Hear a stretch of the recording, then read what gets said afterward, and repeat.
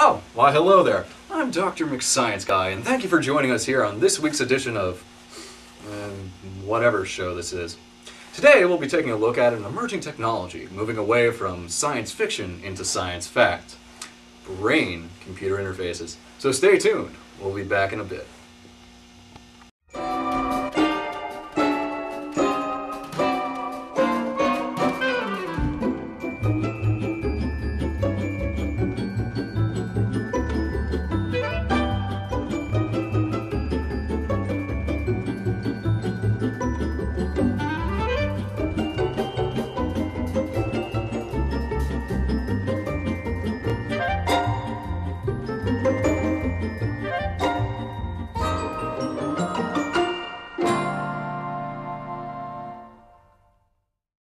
And welcome back. Yes, brain-computer interfaces, or BCI for short, are a method of controlling a computer with your mind, rather than, say, a mouse or a keyboard. On today's program, we'll be taking a look at two methods of applying BCI to everyday use. The first method uses a kind of skull cap. This cap is lined with sensors that monitor activity in the brain. This is known as electroencephalograph technology, or EEG.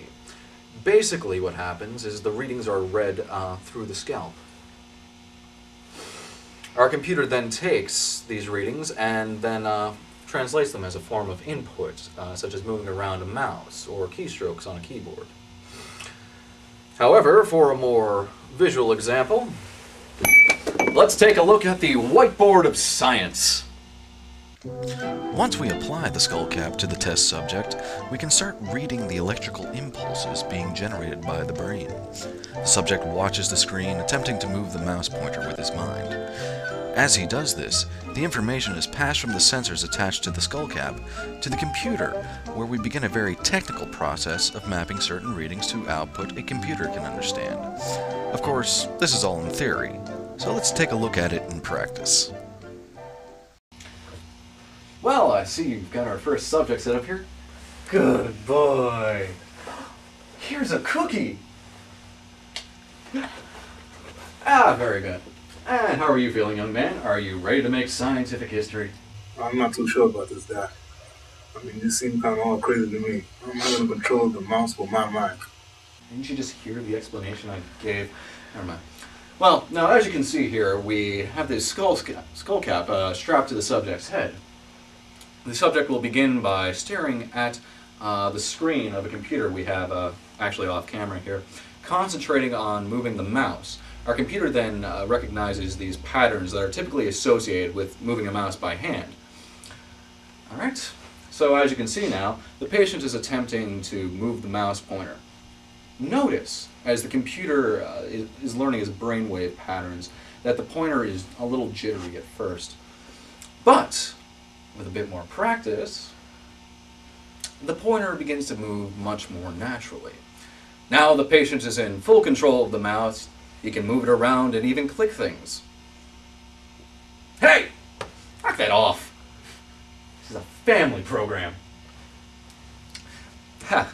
So as you can see, we've successfully applied the first method of BCI using an external skull cap method. As for the second method, well, I'll be right back. It's a bit more invasive. And now for some fun facts about invasive BCI. Did you know that invasive BCI can be used to restore vision to the blind? In one instance, Jens Naumann was fitted with a computer and camera hooked directly into his visual cortex. That is, the part of the brain that handles visual processing. While the images Naumann saw were not perfect and in black and white, they were clear enough to allow him to operate a motor vehicle. In our next experiment, we'll be doing something similar by accessing the motor function part of the brain. Our patient will then be able to control both keyboard and mouse movements. And welcome back. Sounds like our next patient is ready.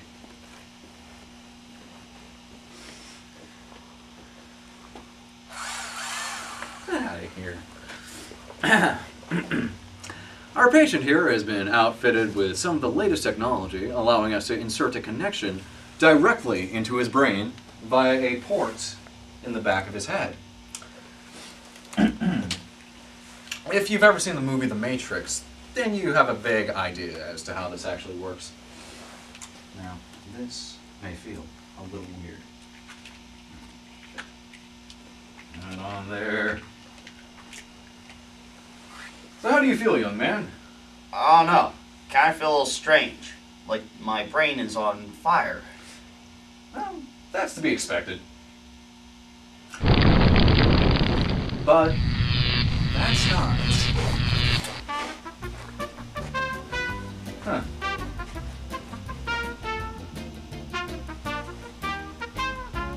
Huh, is that right? Well, you know what to do with him. It seems that our patient has passed out. Right, yeah, that's it. So I guess that's where we'll end the program tonight. Thank you for joining us here on That Science Show.